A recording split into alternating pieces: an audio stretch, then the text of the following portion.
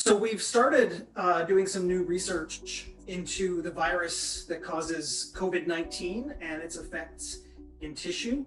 We heard quite early on when we started hearing a lot of this news that in addition to targeting the lungs, which is what we hear about, there's also the potential that this virus can target the lining of blood vessels. The same receptors are there that let the virus dock. What we're doing with the Canadian light source is using some of the tools our team has already developed to look at metabolic changes in tissue, to look at how the metabolism of the tissue and its cells is changing around blood vessels after being exposed to the virus.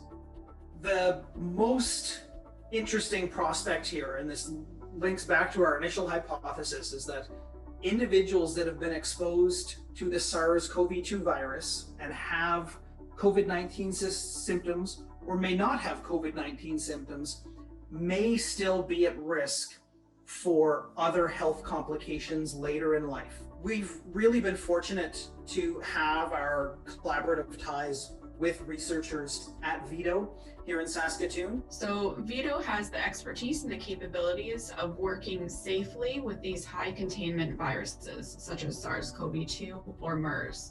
And what we're able to do is establish infection models, for instance, infecting hamsters with these high containment viruses.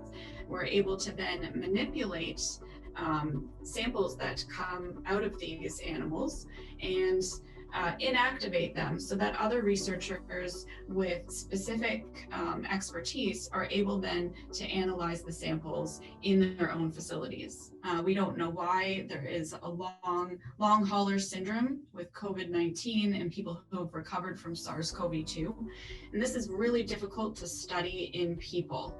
And what we have at VIDO Intervac is the capabilities of investigating these parameters in animals, which we're not able to do directly in humans. The real crux may be that you may be fine, quote unquote now, but you may be at risk of other things later in life that may not have been such a high risk for you before you were exposed to this virus. Stroke is a perfect example, and that's something that's very much within our team's wheelhouse.